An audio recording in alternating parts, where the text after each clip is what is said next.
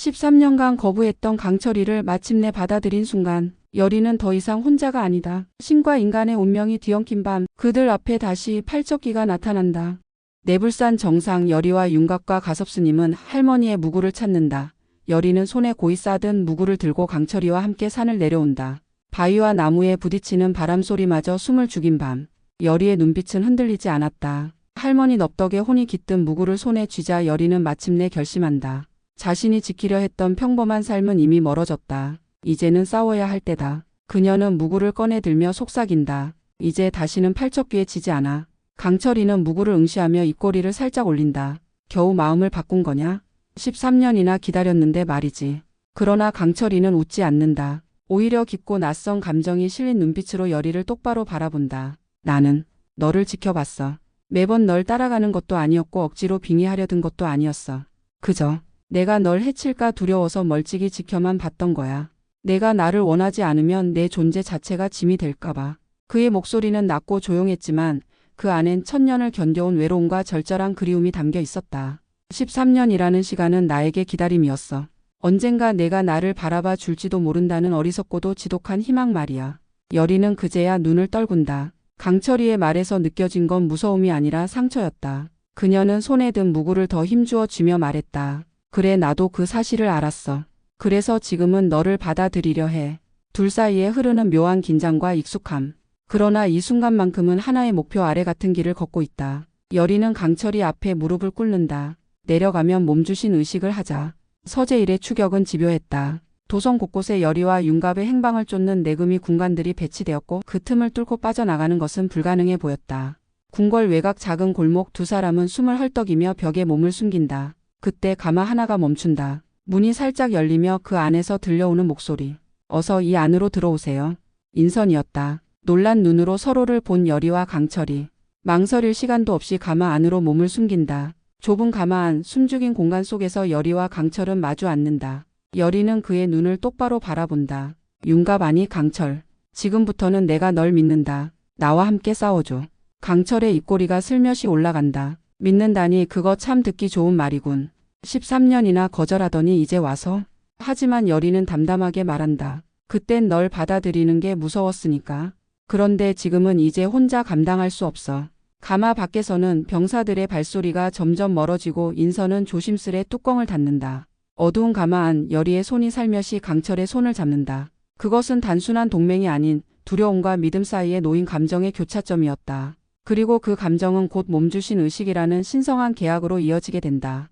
강철이의 눈동자가 흔들린다. 그는 언제나 여리의 몸을 원하였지만 지금 이 순간은 다르다. 받아들여지는 존재로서의 떨림. 강철이는 조용히 무릎을 꿇고 여리의 이마에 이무기의 문양을 그린다. 허공이 울리고 대지에서 떨림이 인다. 산속 공기가 무겁게 내려앉는다. 몸주신 의식이 시작된 것이다. 머리카락이 바람에 흩날리고 무구에서부터 흘러나온 빗줄기가 강철이의 몸을 휘감는다. 이윽고 두 사람의 숨결이 하나로 이어지며 빛이 여리의 가슴으로 흘러든다. 이 순간 여리는 더 이상 인간 여리만이 아니다. 무구와 신기 그리고 이무기의 힘이 결합한 새로운 존재로 다시 태어난다. 강철이는 여리의 손끝을 잡으며 중얼거린다. 이제 우리 둘은 하나다. 내가 가는 곳이 내 길이야. 그 시각 도성 안에서는 미묘한 긴장감이 퍼지고 있었다. 왕은 여리와 윤갑을 데리고 오지 못한 것에 분노했고 동시에 그들을 쫓는 내금이 군관들에게 긴급 명령을 내렸다. 윤갑, 여리. 둘 다 반드시 붙잡아라. 팔척기에 얽힌 모든 실체를 밝혀야 한다. 서재일을 필두로 내금이 군사들이 움직이기 시작하면서 도성 곳곳에는 금방이라도 무언가 터질 듯한 긴장이 감돌았다. 한편 의식을 마치고 도성으로 다시 숨어든 여리는 궁궐 후원에서 우연히 외다리기를 마주친다. 여리는 조심스레 다가가 묻는다. 내가 영인 대군을 병들게 한 거냐? 외다리기는 고요히 그녀를 응시한 후 고개를 천천히 젓는다. 그건 내가 한 것이 아니야. 그건 훨씬 더 오래된 더 악한 존재야. 여리는 그 말을 듣고 안도하지만 동시에 끓어오르는 분노를 느낀다. 도대체 누가 왜 영인 대군을 저주한 것인가? 그 순간 또 다른 어둠이 맹청에서 꿈틀거리고 있었다. 풍산. 그는 오래전부터 팔척기를 부활시키기 위해 은밀히 움직여왔고 이제 그 계획의 마지막 단계를 실행 중이었다. 맹청 내부 가려진 제단에서 풍산은 맹인 술사들과 함께 의식을 시작한다. 팔척기 천지지 장군이시여 다시 태어나십시오. 그의 목소리는 묘하게 울리며 제단 위로 불길한 기운이 맴돌기 시작한다.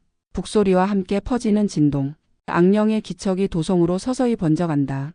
풍산의 눈빛은 확신으로 가득하고 그 입가엔 묘한 미소가 번진다.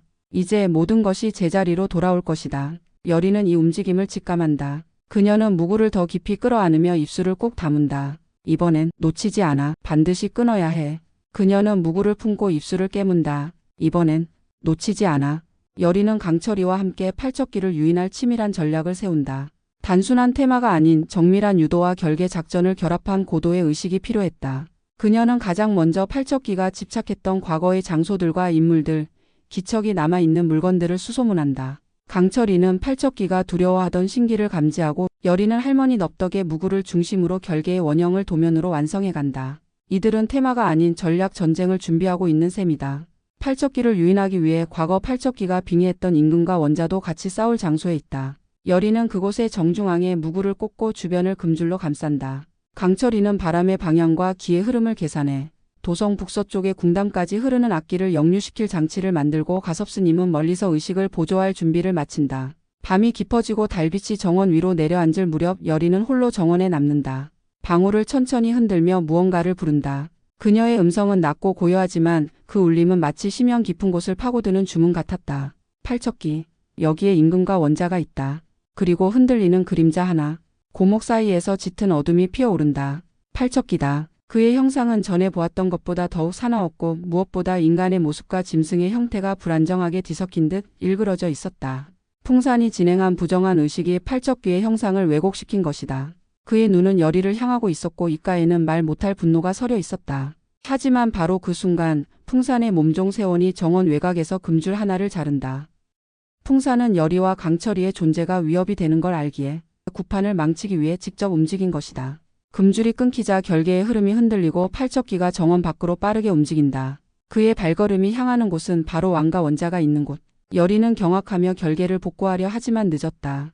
강철이는 즉시 달려들어 팔척기와 싸운다. 둘의 격돌은 구판 전체를 휘감는 기운의 폭발을 낳고 주변 공간이 왜곡된다. 한편 왕은 경기석 안경을 찾는다. 하지만 안경은 여리가 가져갔다. 그 사실을 깨닫는 순간 팔척귀의 그림자가 왕의 눈앞에 다다른다. 결계 속에서 여리는 두 손을 모으고 마지막 무구의 기운을 불어넣는다. 그리고 자신의 힘을 강철이에게 넘긴다. 여리는 강철이에게 난 너의 힘을 믿어. 라고 하면서 강철이에게 자신의 기운을 넘긴다. 강철이는 그 빛을 받아들이며 다시 팔척기를 향해 달려든다. 싸움의 끝은 단순한 승부가 아니다. 그것은 신의 방식으로 인간의 고통과 죄를 품은 악을 어루만져 이 땅의 균형을 되찾는 싸움이다. 여리는 속삭인다. 우리는 이길 수 있어. 하지만 단 한 번의 기회야.